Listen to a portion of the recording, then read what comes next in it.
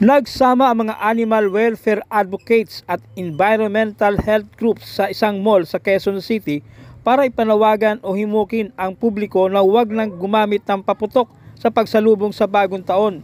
Inorganisa ng mga ito ang tinatawag na paputoksik o mula sa salitang paputok at toxic na isinagawa sa isang mall sa Quezon City kung saan kasamang naglakad ng mga pet owner ang kanilang mga alaga, dala ang mga mensahe na huwag nang gumamit ng paputok. Ayon sa Philippine Animal Welfare Society at Eco-Waste Coalition, ang paggamit ng paputok ay delikado, hindi lamang sa mga tao at kalikasan kundi maging sa mga hayop kagaya ng mga aso at pusa. Marami nila silang natatanggap na kaso ng mga alagang hayop gaya halimbawa ng aso na namamatay o kaya ay nawawala tuwing bagong taon dahil sa paggamit ng mga paputok. Ani ng grupo na lubhang sensitibo sa pandinig at pandama na mga nabanggit na hayop ang paggamit ng iba't ibang paputok at pyrotechnic devices. Especially kung yung mga unregulated na fireworks ay naglalaban ng mga unregulated chemicals gaya ng perchlorates, gaya ng mga strontium, mga heavy metals gaya ng strontium, barium, lead. And a lot of these po nananatili sila sa ating kalikasan, sa ating mga soils, waters, and even in the air. No? And that creates a huge problem for people, for the environment, and even for animals. Sapagkat even after all of these events, no, pagkatapos gamitin lahat ng mga fireworks na ito, nananatili ang mga persistent pollutants at ang mga heavy metals ito sa ating mga environment. So sana mabantayan po natin, no, at kung kaya natin ay talagang i-ban ang ating paggamit ng mga fireworks or mag-transition tayo, no, slowly or as much as possible to healthier, more eco-friendly ways of celebrating the holidays. Doc, yung firecrackers po ba nakaka-apekto rin sa respiratory system ng dogs? Yes po, no? Kasi in the same way... Dogs, animals. In the same way na yung particulate matters, no? The smoke, the toxic gases produced from the fireworks, in the same way that they affect humans, no, they can also affect dogs.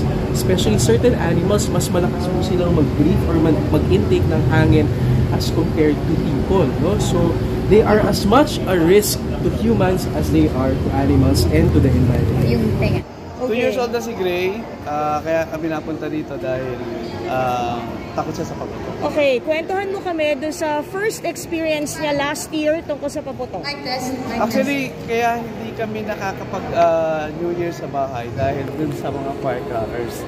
Lagi kaming nasa out of the sa mga hotels, gano'n. Pero yung pet-friendly hotel, nandun kami. Kaya sa 30 nga, nandito kami sa isang hotel, sa pet-friendly hotel. Kaya hindi kami makapag-celebrate sa Christmas sa bahay dahil dun sa mga firecrackers. So, bali sir, sinasama niyo pa siya talaga sa hotel? Actually, Christmas and New Year kasama namin siya. Kaya last Christmas, nasa Pansol kami sa napakataling na lugar.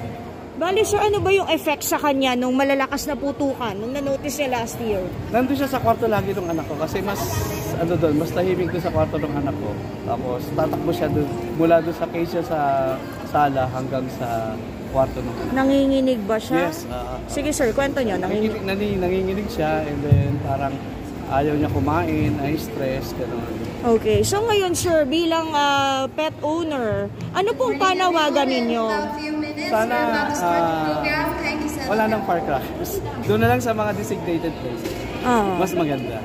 Wala na yung sa mga bahay-bahay ng mga firecrackers. Fountain siguro pwede, pero yung malalakas, napaka-stressful sa aso. Wala. Ayaw namin ng firecrackers. Bali sir, paano po kaya natin mas maingganyo pa yung publiko to reconsider na wag magpaputok po? Kung na kayo bumili ng mga malalakas na firecrackers, doon na lang tayo manood sa mga designated mga inano ng government.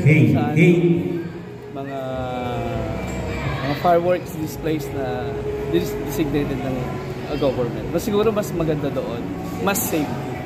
Miss Sharon will also be giving a demonstration of DIY anti-anxiety wraps for our pets para po di sila ma-stress this new year.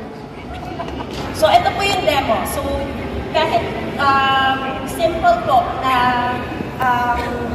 tela lang.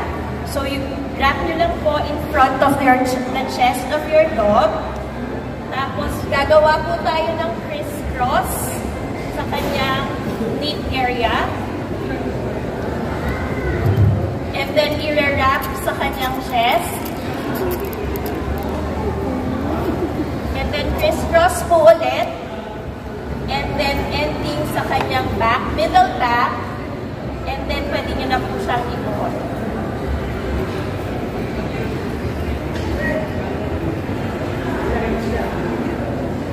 So ito po yung ating calming wrap or what we call the anxiety wrap. Do-it-yourself anxiety wrap.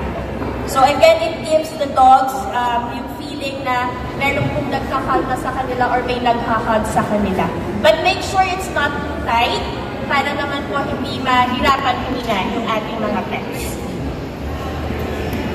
Tuwing darating yung ganitong season, no, lagi-lagi meron tayong mga paputok, meron tayong mga firecrackers, pero hindi natin naiisip gaano ba yung epekto nito sa ating environment. No?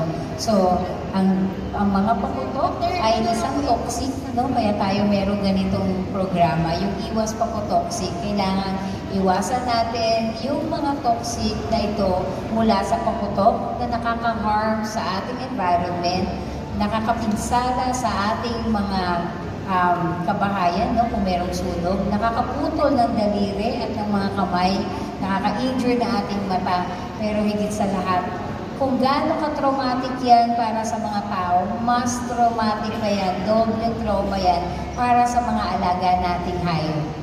No? Mas sensitibo yung mga pandinig ng ating mga alagang hayop kaysa sa atin. No?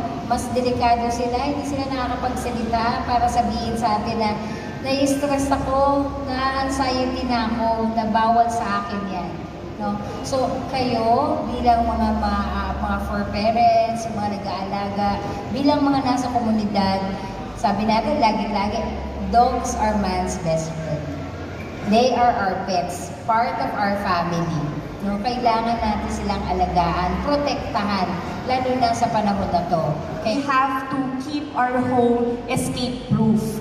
Kasi syempre, hindi nila naiintindihan kung bakit po may ingay. To them, parang bakit nagwawala yung mga tao sa paligid ko. So for us, we have to make it escape-proof yung home po natin to ensure na hindi sila makakatakas. Kasi naguguluhan sila, they become distraught. Hindi nila alam yung nangyayari, hindi nila naiintindihan. And all they want to do is to escape the noise na naririnig po nila. And then, make your pets pee and poop before the festivities. Kasi usually, once na-stress sila, it's either nagkaka-diarrhea sila or hino-hold nila yung poop nila, which can also be detrimental to their health.